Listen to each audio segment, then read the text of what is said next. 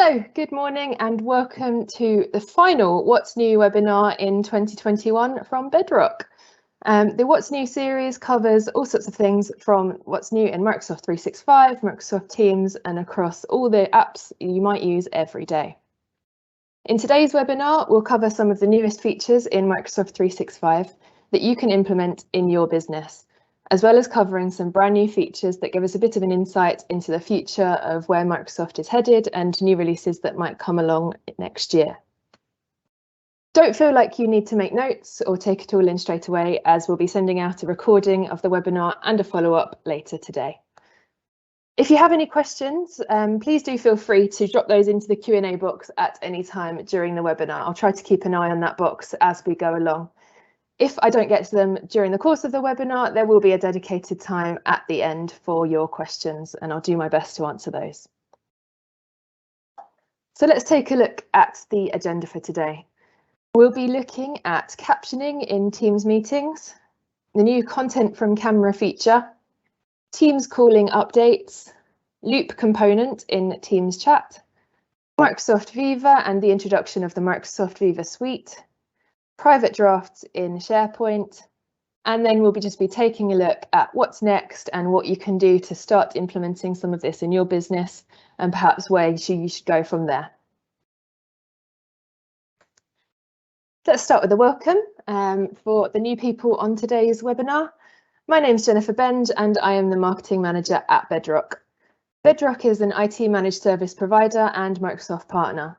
This means that most of the tech we implement is based around the Microsoft stack, which includes Microsoft 365, Teams, Azure, SharePoint, etc. We're also experts in secure, resilient networks and managed IT solutions where high performance is critical. So we work with some organisations that have some of the highest security standards in the UK. So by meeting these requirements, we are really versed in all the security necessities that go along with that. The most important thing we want to achieve, no matter what your organisation does, is to help your business grow better. We do this with the help of our 8 rocks. These 8 rocks are quality of service, security, backup, data, skills, investment, strategy, and finally, the one that we're focusing mostly on today is collaboration. Obviously, Microsoft 365 and Microsoft Teams are mostly collaboration tools. So in these series of webinars, we talk about how you can get the most out of those tools and make sure you're collaborating with your team members as fully as you can. So let's take a look at the first item on our agenda today. I wanted to start with captioning, as the topic of accessibility came up in the Q&A of last month's session. So where we were discussing accessibility, this was one of the topics obviously that comes up as part of that. And there is, in fact, a new option to use captions from a communication access real-time translation or CART captioner as an added invitee to your meetings. So within Microsoft Teams, you have 2 options for captions. You have the inbuilt AI-driven caption option, which is just already there for everybody to use and just automatically adds the captions at the bottom based on AI voice recognition. Or this new way is by inviting the CART captioner as a sort of hidden attendee to your meeting, who can then, they're a real human and they can type up the captions as they come up. I think the majority of the time, most of us will just be using the AI built-in version, but it is useful to know that this CART option is there now so that you can use it if you needed to have a sort of really big important meeting and you wanted to make sure that all of the words are exactly as you were saying, because you know sometimes AI, it does its best, but sometimes it can mishear something or just not understand a word completely. So having a real human option to type out the captions if it's really important that they're perfect is just useful to know that that's there for you to use. Using AI, Teams can detect what's said in a meeting and present the real-time captions. If you've turned on the new meeting experience, your captions will include speaker attribution. So you'll not only see what's being said within the captions, but also who's saying it. You can see in the image on the screen at the moment that's shown up by the person's name and their little profile image, if they have one, appears next to what they're saying. There are a couple of ways to do the captions in Teams, as I said. So they're built in, AI-driven captioning, and the communication access real-time translation captioner. Remember that captions and transcript are separate things. So if you turn on captions during a meeting and then try to go back to read those captions at a later date, they will not be there. If you do want a transcript of the meeting, you have to turn on transcription as a separate option. I think this was something we covered a couple of months ago within these webinars. To turn on transcription, all you need to do is click on your three-dot menu within your Teams meeting and select Turn on Transcript. You can do this while you set up the meeting itself, before it starts, or during the meeting if you forget, and you can add it in later. This way you'll get a transcript of the meeting sent to you after the meeting has finished, so you can keep yourself up to date or share that transcript with other people. To use live captions in a meeting, go to Meeting Controls and select More Options. There you'll find an option that just says Turn on Live Captions. Obviously, to stop using live captions, just do the same in reverse. So select Turn off Live Captions. When the captions are on, there will be a three-dot menu to the right for captions settings. So where the caption itself appears at the bottom of the screen, there'll be a new three-dot menu next to that. And you can change this spoken language. So you can get captions that match the language being used in the meeting. And there are actually 28 language options currently that the Microsoft AI can recognise and transcribe for you. Next up on the agenda today, we've got content from camera. I have to say this one hit me a bit out of the blue. Usually you get a bit of an inkling from Microsoft about what's going to be released, but this one's just appeared and it's already working for us now. So content from camera allows you to make whiteboards, printed documents, books, and other physical objects the focus of your Teams meeting. With minimal setup, you can help attendees who aren't in the room feel more included and engaged. Perhaps you're doing a brainstorming session, something where you would normally have gathered around and scribbled on bits of paper together. You can share that using this content from camera option.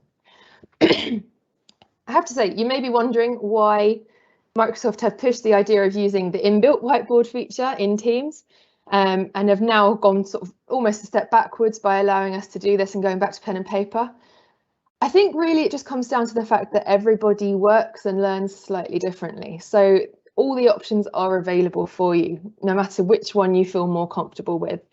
Perhaps you're a whiz at using the inbuilt technical whiteboard feature within Teams and creating your drawings in there and using all of your notes within that. I know a lot of people aren't currently up to that standard where that's the quickest thing to do. So if you wanted to make some quick sketches on a whiteboard or on a notepad and share those, you can do that with this new feature. So in the example you can see here, Teams can frame and resize a whiteboard in the room so it's clearly visible, even on mobile screens. What's written or sketched is optimized for visibility. So you can see the angle of the whiteboard is changed slightly and focused in, and the actual pen marks are made slightly darker as well, so you get a better contrast to see them. In addition to that, you can see the hand appearing in front of that whiteboard goes slightly transparent so that nothing on the whiteboard itself is being blocked. As I said, this is available now, so I had a little play with it yesterday. Here's a demo that I made. So I'm in a Teams meeting. I go to Share Content and then Content from Camera, share a document in this instance. Here you can see a preview of your document that you're going to be sharing. So there's my desk with my notebook on it. The AI technology automatically resizes and focuses in on the notebook, and you can then rotate it so that it's the right way up for everybody watching it.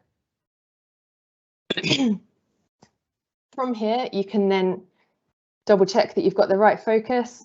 You can scan again if you needed to, or just go ahead and share with the rest of the call. So here now you can see that's my notebook. To get this view, all I did was tilt my webcam, which I'm using now on top of the screen. I just tilted it downwards and it picked up this notebook on my desk very easily. So here you can share notes.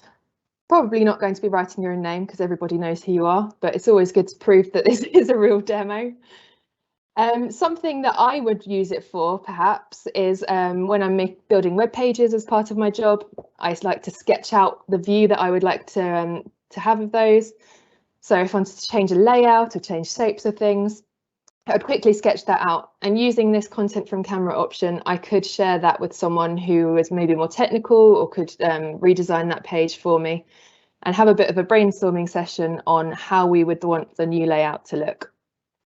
So that's just one example of how I might use it. You might use it for more technical ideas of how to do your IT structure, or things that within your business make more sense to just quickly sketch down and share with the rest of the team. Okay, that's just on a loop at the moment, so we'll just quickly cover again. All you need to do is start the meeting. In the meeting controls, select share content, select content from camera, choose document, and then using the preview screen to guide you, place your camera above the document and let it resize. As I said earlier, you can also do this for whiteboards. So in order to use the whiteboard option, again, start the meeting. In the meeting controls, select share content, select content from camera and choose whiteboard. The camera will then start to look for the whiteboard. Using the preview screen to guide you, you can point your camera towards the whiteboard, place the camera about 3 to 4 feet away and center it with the whiteboard as much as you can. And you can see from the images that even if the whiteboard is on a bit of an angle, it will resize and redirect that view so that it's as clear as possible for everyone on the call. Okay, custom music on hold for Teams calls is the next option we're looking at, the next new release. So a new recent update allows tenant administrators to configure the audio being played to the public switched telephone network when they're placed on hold. I have to say, as soon as I heard about hold music, it made me think of this phenomenon, which is the YouTube comments on the right of the screen here. These are genuine YouTube comments that have been left underneath a hold music video from Cisco. So it's a weird phenomenon that people seem to be obsessed with Cisco hold music and genuinely go onto YouTube to listen to it in their free time. So say what you will about that, but I just find that quite funny. So to go back to this update, this update enables entire departments, functions, or a group of users to customize announcements being played to callers who are on hold. To turn on this feature, admins simply need to upload the audio file, configure the Teams hold policy referencing the audio file, and assign the policy to groups of users. So it's quite useful if you wanted to update your hold music when people are on Teams, or have different kinds of hold music depending on which department someone's calling. You're now able to do that.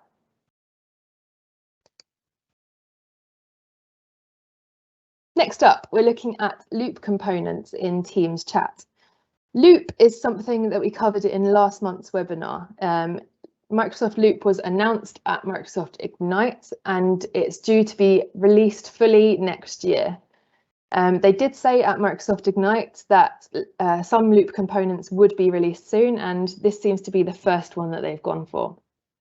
Unfortunately, this is a demo direct from Microsoft, because despite being Microsoft partners, we don't get any special treatment, and I don't have this feature enabled yet. It is rolling out as we speak, so perhaps some of you do have it. It's worth having a little check. So in a Microsoft Teams chat, at the bottom underneath the type new message box, you can see this logo that's 3 squares overlapping. That is the live component little image that you need to click, and from there you'll get a menu of live component options. What's good about a live component? So with this, it is what it says on the tin, basically. That message will always be live. So if you use this example that's being shown here, you can create a table with a project focus, and people can update their bits that they are owners of. In addition, you could then pin this piece of the chat so that it's always live and always visible to everybody. And as each owner looks at that chat, they can update and let everyone know where the project is, what needs to be done next. It's just a quicker way than firing emails backwards and forwards saying, oh, where have you got to with this? Could I have the latest version of that? This way, as it's live, you know the information is always up to date, and people can be tasked to update that information as part of the project. This is the first component to be released as part of Loop Components. And I'd like to hear if anyone has got it, if anyone's been lucky enough to be the first people that have had the rollout, and whether you think you'll start using it as well. Next up, we have Microsoft Viva Suite. Microsoft has just announced that all 4 Viva modules, Viva Connections, Viva Insights, Viva Topics, and Viva Learning are now available with the purchase of just one plan, which is called Viva Suite. Viva is split into 4 segments. Viva Connections provides a highly personalised dashboard for actions and reminders, acting as a personalised feed for company news and information. So it's kind of similar to, well, it is a SharePoint site where everybody can get information about blog posts, company news, any kind of company announcements. You can make this almost a homepage for your organisation so that you can keep everybody up to date with the latest information. I've just seen one quick question come in. Hi, is this being recorded as my boss is off today? Yep. Adam, it absolutely is. This is being recorded and will be shared later this afternoon, so you'll get that by email later today. Next up, following on from Connections, we've got Viva Insights. Viva Insights uses dashboards to give people valuable insights into the work individuals are delivering and the impact this has on the business and their personal well-being. This is probably the one that you've heard most about. It did hit some headlines earlier this year because people were worried about sort of privacy problems with it. Microsoft have done a huge amount of work to make sure that everyone's privacy is protected whilst using Microsoft Insights. So although you as an individual can track and analyse all the time you've spent in meetings or the time you spent in focus time, your manager or those above you won't be able to see that much information about individuals. They'll be able to see it on a company-wide level, so they could perhaps identify problems if everyone's spending hours in meetings and don't have time to actually get on with any work, but they won't be able to see which individuals are doing what. Really, it is a tool just to make sure that you can make the best use of your time and highlight any problems or where even potentially you might need some help or support. Viva Topics lets you identify knowledge experts from across your organisation and uses artificial intelligence to categorise information into topics, making it easier for you to keep up to date. So this is probably my favourite, I think, of the 4. It's one I did a deep dive into Viva Topics in August, the August webinar. I think it could really be a game changer for the way businesses work, because we've all been there where you're new to an organisation or you've moved departments perhaps, or you're even just starting work on a new project and you feel a bit silly asking questions all the time to try and get up to speed. Viva Topics is there to try and give you that baseline of all the information you need just to get you up to speed, allow you to reference certain information. It just collates everything you need in one place. So for example, if you are looking at one particular project, it will collate everything into a page that looks kind of similar to a Wikipedia page, and you'll be able to see all the documents that are relevant to that topic, all of the people who have contributed most to those documents and therefore AI thinks would know most about those topics, and give you a general overview. It can also be updated manually, so if you had a topic owner, they could keep that page up to date to make sure that all the relevant information is being shared, and they can remove anything that's maybe not quite so relevant. Last of all, we've got Viva Learning, which is for skilling and growth. Viva Learning brings together the first and third-party learning tools so that users can easily invest time into their own learning management. So on here, you will see courses so for example, you could have a LinkedIn course is referenced in there. It allows people to look up courses that they think might help them. It also allows managers to assign people to do certain learning pathways that will help the whole team. Again, just useful to have one resource where all the possible learning and training pathways for an organisation can be saved and shared when they're needed. Just got a tiny bit more information about the Viva Topics, just because, as I said, it's my favourite. So Viva Topics uses AI technology to connect you to knowledge within your organisation, plus the people that are most closely connected to that topic.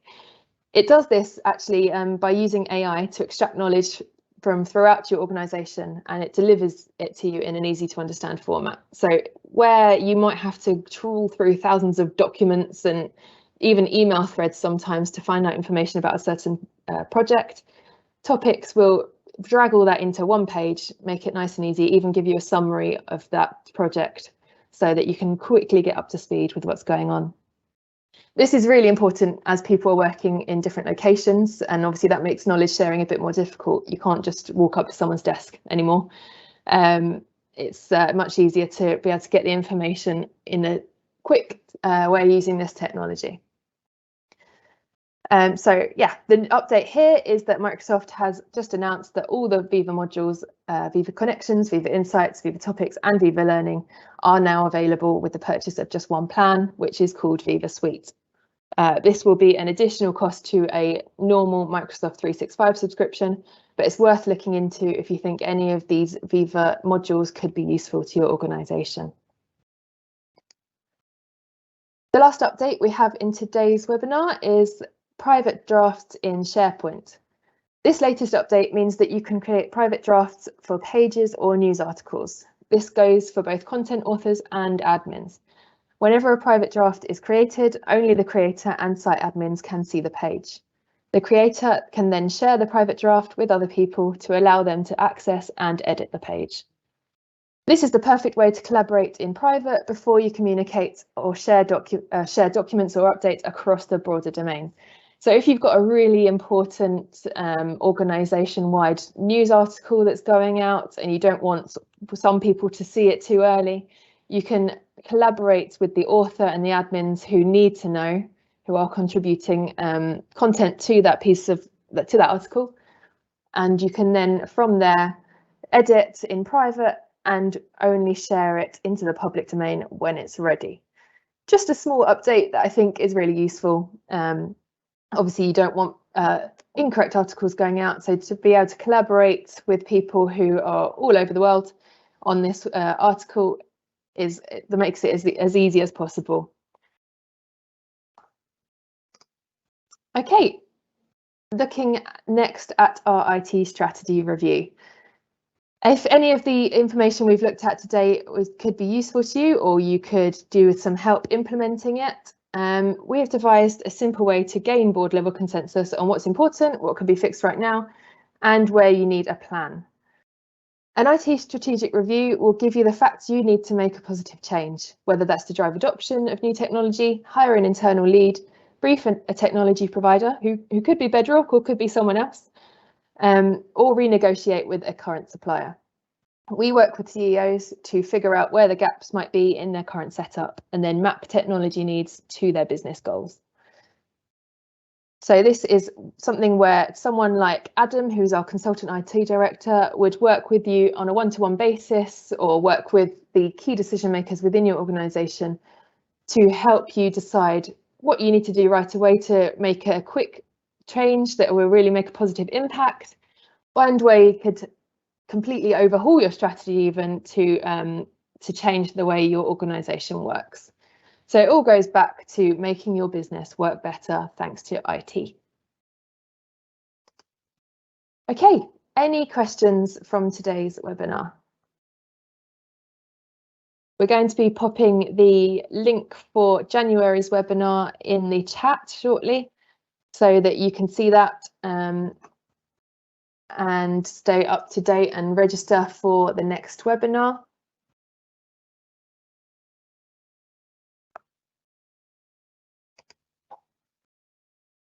And that next webinar will be on the 6th of January. So the link is there in the Q&A box if you would like to register for that now. And if not, that's all from me today. So thank you very much for joining us again for this webinar. Can't believe it's the last one of 2021 already. I've just realised there's a typo on that coming soon slide. So it is in fact join us again on 6th of January 2022, not 21. I'm still very much in this year. But But yeah, thank you for joining us today, and I look forward to seeing you again soon. Thank you very much, everyone.